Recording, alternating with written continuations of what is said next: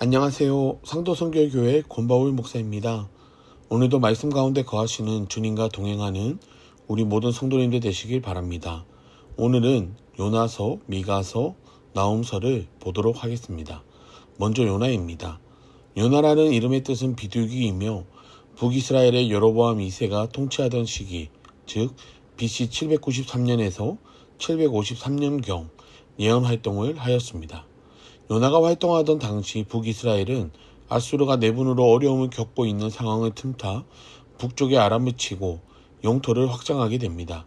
그런데 이 당시에 북이스라엘과 아수르는 지적으로 아주 가깝게 인접해 있었던지라 늘 긴장 관계에 있었고요. 주변 국가의 위협적이었던 아수르와 그렇게 사이가 좋지는 않았습니다. 이에 북이스라엘에게 아수르라는 나라는 항상 잠재적 위험 요소이었고 두려움의 대상이었습니다. 요나서는 크게 두 부분으로 나눌 수 있는데요. 첫 번째로 요나의 불순종과 하나님의 징계입니다. 요나서 1장에서 2장에 그 내용이 나오게 됩니다. 하나님께서는 민족주의의 성향이 강했던 요나를 아수르의 수도였던 니느웨로 보내사 그들에게 임할 하나님의 심판을 선포하게 하셨습니다. 그러나 요나는 적대국이었던 이 아수르의 구원을 원치 않았기에 하나님의 말씀에 불순종하여 니느웨가 아닌 다시스로 배를 타고 도망가게 됩니다. 이 하나님께서는 큰 풍랑과 물고기를 준비하사 다시금 회개하고 말씀에 순종하게 하셨습니다. 두 번째로는 니느웨의 회개와 하나님의 구원입니다. 3장과 4장에 그 내용이 나와 있습니다. 요나는 니느웨로 가서 하나님의 심판을 이제 선포하게 됩니다. 그런데 그곳에서 놀라운 일이 벌어지지요. 니느웨는 사흘 길을 다녀야 할 만큼 큰 성읍이었는데요. 요나가 그곳에서 하나님의 심판에 대한 선포를 하자 왕과 모든 백성들이 회개하는 역사가 벌어지게 됩니다.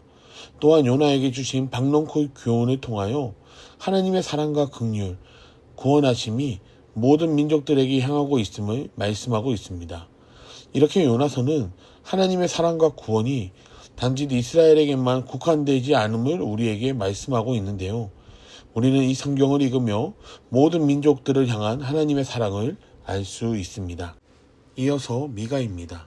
미가는 BC 8세기경 남유다의 요담, 아하스, 히스기야 왕이 통치하던 시대에 예언 활동을 하였습니다.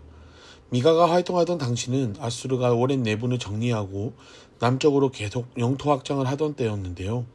그래서 북이스라엘은 물론이거니와 남유다도 아수르의 위협에 직면하게 됩니다. 이러한 와중에도 남유다와 북이스라엘의 지도자들과 백성들은 여전히 하나님의 말씀에 불순종하고 하나님의 법을 무시한 채 우상에 빠져 있었습니다. 온갖 악하고 더러운 일들, 거짓된 생각이 그들 가운데 가득했다는 것입니다. 그래서 하나님은 미가를 통해 장차 올 하나님의 심판을 전하게 하셨습니다. 미가는 구조상 세 부분으로 나눌 수 있는데요. 첫 번째로 온 이스라엘 심판 예언입니다. 1장부터 3장에 그 내용이 나오게 되며 앞에서도 말씀드렸듯이 미가는 북이스라엘과 남유다를 향한 심판을 예언했습니다. 그 이유는 백성들의 사회적, 종교적 죄악과 지도자들 및 거짓 선지자들의 죄악 때문이었습니다. 두 번째로는 메시아 예언입니다. 4장과 5장에 그 내용이 나오게 되며 미가는 메시아 탄생을 통한 메시아 왕국의 도래를 예언했습니다. 그러면서 죄로 인한 심판의 고통에 대해서 인내로 승리할 것을 권면했습니다. 마지막으로 회개와 회복 예언에 대한 내용입니다. 6장과 7장에 그 내용이 나오게 되며 하나님의 심판의 예언이 임했지만 그 가운데 하나님의 말씀에 순종하는 백성들에게는 하나님의 은혜가 주어질 것이라고 이야기하였습니다. 그래서 어떠한 상황에서도 하나님의 말씀을 굳게 잡고 회개할 것을 강조하고 있습니다. 마지막으로 나홈입니다. 나홈은 BC 640년에서 BC 612년경 유다에서 예언 활동을 하였습니다. 나홈은 주로 유다의 요시야 왕의 통치 시기에 활동하면서 니느웨의 심판과 멸망에 대하여 예언하였습니다. 나홈이 활동하던 당시 상황은 아람과 북이스라엘을 멸망시켰던 아수르가 아수르 바니팔 왕 이후로 국력이 급격히 쇠락하게 됩니다. 이때를 틈타 메대와 바벨론이 아수르로 쳐들어왔고요. 아수르의 수도 니느웨가 점령당할 위기에 놓이게 됩니다. 그동안 아수르는 나라가 강성해지면서 과도한 학대와 야만적인 살육, 그리고 민족 혼합과 강제 이주 정책을 펼쳤는데요. 그 모든 일들이 정복한 나라들과 주변국들에게는 공포의 대상이었습니다. 나홈서는 하나님을 대적한 니느웨에 대한 심판과 유다에 대한 하나님의 위로에 대하여 기술하고 있는데요.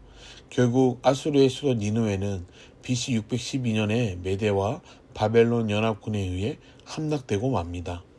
나홈은 크게 두 부분으로 나눌 수 있습니다. 첫 번째로 1장은 니느웨의 멸망 선포에 대한 내용이 나오게 되고요. 두 번째로 2장과 3장에서는 니느웨 멸망의 원인과 메뚜기 비유에 대하여 이야기하고 있습니다. 성경을 읽어보면 나와 있지만 나홈은 니느웨가 하나님의 심판으로 멸망당할 때의 참상과 멸망 후의 참상을 기록하고 있습니다. 그리고 그 원인은 무엇이지요? 맞습니다. 니느웨의 거짓과 포악함 때문이었음을 말씀하고 있는 것이죠. 이제 이번 주는 에스겔 읽는 것을 마치겠는데요. 에스겔 43장에서 48장까지 그리고 다니엘 1장에서 10장까지 또한 호세아 1장에서 14장까지를 읽도록 하겠습니다. 이번 주 읽을 성경에 대한 영상은 사실 2주 전에 다루었는데요. 길지 않으니까 다시 한번 보시는 것도 성경을 읽는데 매우 도움이 됩니다. 그럼 이번 한 주도 말씀과 함께 늘 승리하시기를 바랍니다. 늘 강건하세요. 감사드립니다.